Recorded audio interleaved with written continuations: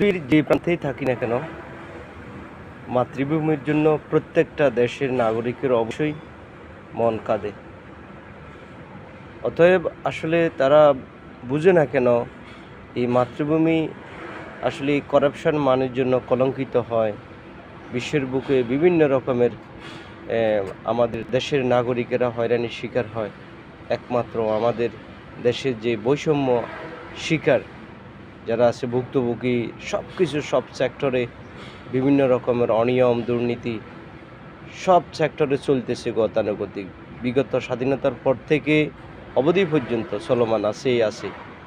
এখন সামনে যারা সম্ভাবনাময় সরকার গঠন করবে, তারা কি পারবে? আমার মনে হয় না।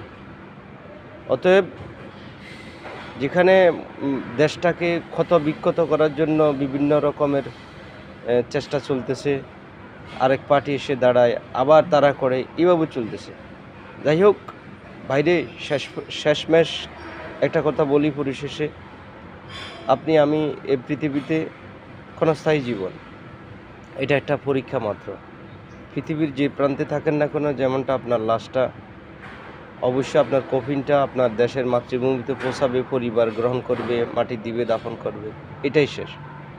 আরেকটা বিষয় হচ্ছে যে আপনি যে প্রান্তে থাকেন না কেন, আবার বাড়িতে তো যাইতে হবে, আবার বাড়ির থেকে আবার শুরু যাত্রা আখিরাত পর্যন্ত, হাসরের মাঠ পর্যন্ত।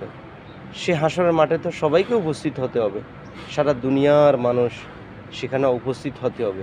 ওটাই আসল ঠিকানা, ওটাই আসল বিচারের কার্যালয়। অতএব আমরা বুঝি না, আমরা এই দুনিয়া ক্ষণস্থায়ী, আমাদের এইটা পরীক্ষা মাত্র। অতএব আমরা পরিশুদ্ধ হয়ে চলার চেষ্টা করি। আজকে পবিত্র জুমা, অবশ্যই আল্লাহর কাছে দোয়া কামনা করি